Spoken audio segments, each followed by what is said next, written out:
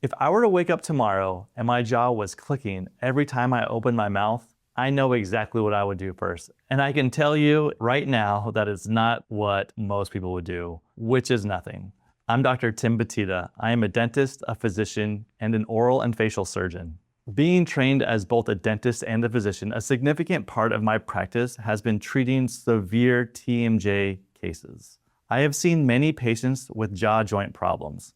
I have seen the same progression play out so many times that the pattern is not subtle anymore. The patients who came in early learned what was happening, then understood what that meant, and then received a plan to move forward. First, I need to show you what's actually happening inside the joint when it clicks. Because once you understand that mechanism, the decision I'm going to give you makes immediate sense. The first point I want to make is what most people with a clicking jaw do first and why I would not do that. When a jaw starts clicking, most people wait. They wait because it doesn't hurt enough to feel like a real issue or a real problem.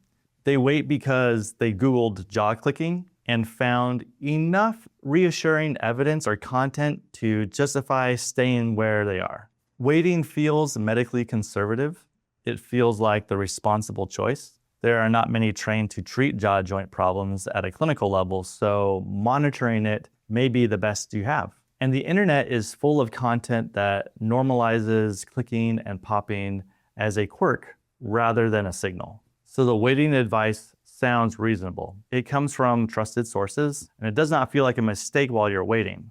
The click is not the problem. The click is a signal of where the problem may be originating. I'm not saying this to alarm anyone. Most people with a clicking jaw do not progress to locking overnight or to chronic TMJ pain. Plenty of people with clicks and pops have it for years without any significant deterioration. But the ones I cannot help conservatively are almost always the ones who waited until they felt they had no choice but to come in. The ones who came in early still had a full menu of options in front of them.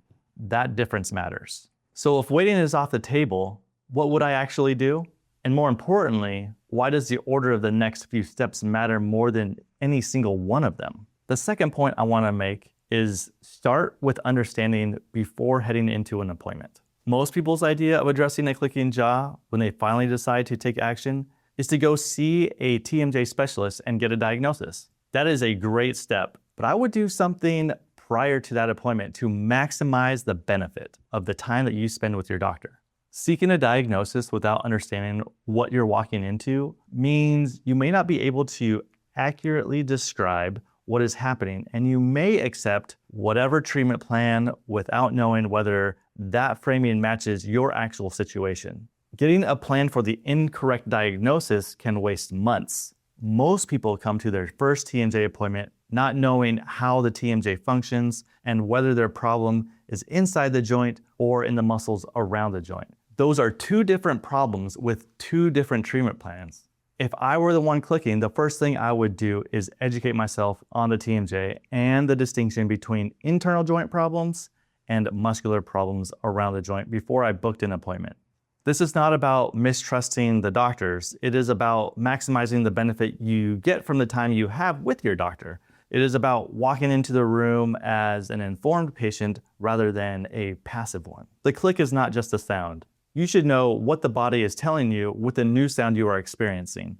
That sound is the disc inside your jaw joint moving out of position. Your TMJ has a small disc cushion between the head of the jawbone and the base of the skull. Between these two bones, there is that disc made of a dense cartilage. When the jawbone opens, the first centimeter or so of that opening, the head of the jaw has a pure rotation inside that joint space. Now, the TMJ does something really special here. When it continues to open your jaw really wide, it actually slides down the bony surface of the skull base and allows your mouth to open up really wide.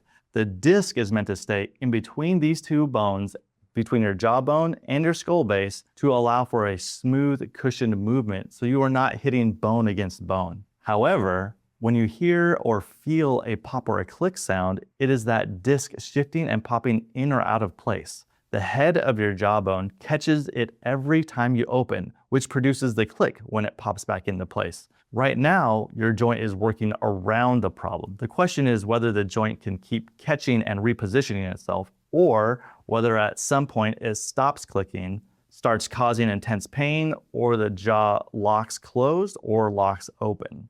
Now that you know what is happening inside the joint, the next step is to determine if that sound is significant in your particular case, or if there's another problem arising from the muscles around the joint. The distinction between an internal joint problem and a muscle problem is not complicated once somebody explains it clearly.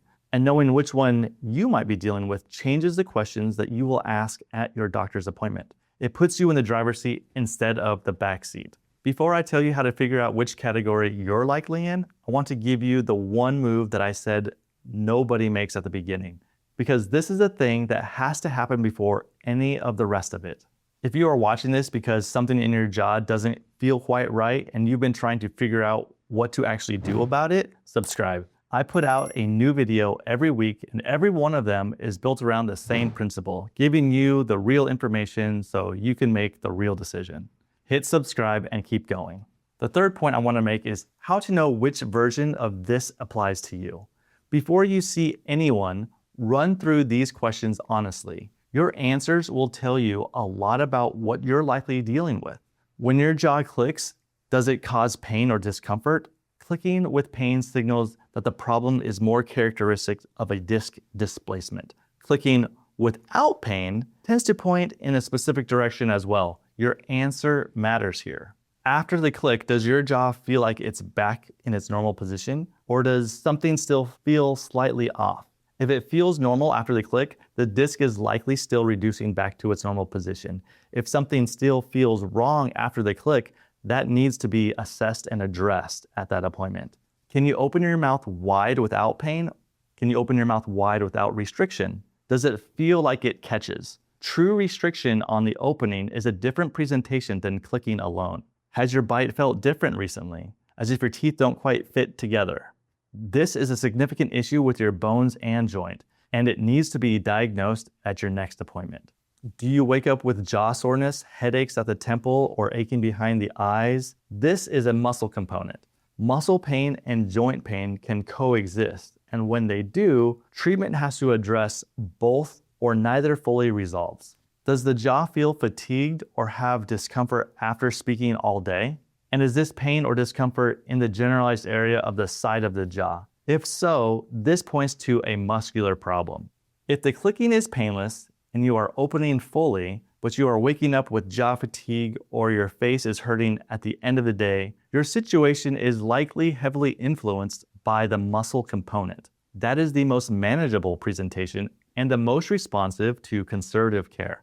If you are experiencing painful clicking, restriction of your mobility or motion of your jaw, if your bite has shifted, if you're catching rather than just clicking, the joint component is more prominent in your case, and you need to know that before you walk into anyone's office. Some of you listening have both. You have a painful click and you have muscular tightness. You may have occasional mornings where your jaw just feels like it's been clamped shut all night. That case needs a provider who can separate out both diagnoses and treat both, not just one. If the provider you see is only focused on one and you are presenting with both, you are not going to get better. Well, not fully. Now, I want to give you the one thing I said I would come back to. The single move that I would make before anything else. The one that determines how fast everything that follows actually works. If I were clicking and about to start any kind of treatment, I would make sure I knew whether my problem was inside the joint or in the muscles around the joint before agreeing to any single therapy. These two diagnoses have different treatment protocols. What you do for an internal joint problem and what you do for a muscle problem diverge right from the start. If you are treating a joint problem with a protocol designed for the muscles, you are not going to get better. You might feel a little less tense, but the underlying issue is in the joint, and that keeps progressing while you spend weeks or months on the wrong target. I see this often. Patients come in having done months of conservative therapy like heat, exercises, a night guard, and they're not getting better. When I sit down with them and do the clinical exam, I find they haven't separated out which diagnosis they actually have. They found a generic protocol for TMJ and started there. Some of it was addressing the right thing, some of it was not. The patients who respond the fastest to conservative therapy are the ones that got the right treatment for the right diagnosis. They aimed every therapy at the correct target from day one. So let's pause for a moment. Take a moment to work out which of the two diagnoses you feel you are dealing with. Then let's find a specialist who can actually diagnose the true cause. TMJ is not a diagnosis. It is a generic label that has become a term to cover both possibilities, an internal joint problem or a muscular problem. If a provider gives you a treatment plan without telling you whether you are treating a joint problem, a muscular problem, or both, ask them directly. That answer tells you whether they have actually identified your specific situation or whether they're applying a generic protocol and hoping that it fits. There is a simple self-assessment you can do tonight that starts to point you toward which category you are likely in. I will walk you through it right now because it is something you can do in the next few minutes that tells you more about your own situation than most people figure out in months of guessing. So my fifth point is what I would do tonight.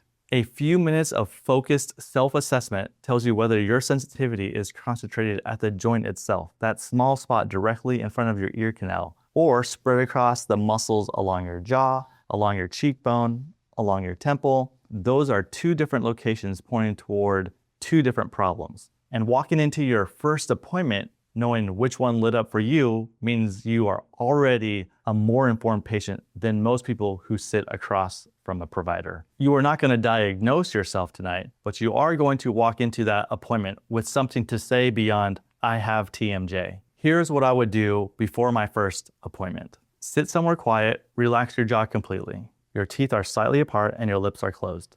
Place a finger directly in front of your ear canal, in front of that little piece of cartilage in front of your ear. Press gently inward. Now open and close your jaw.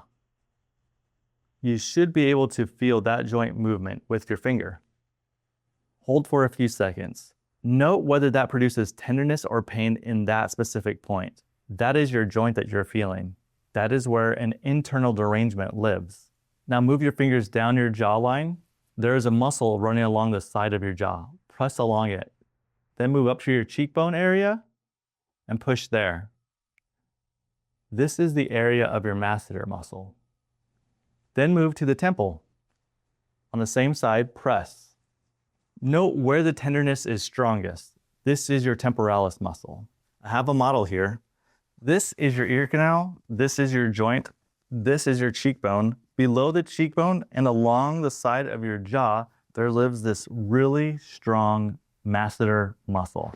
This muscle is the one that clenches and tightens your teeth together when you bite down really hard. This muscle can get really fatigued. So it's important to understand that when you overuse your jaw, this muscle can get fatigued, it can get inflammation, and then cause pain.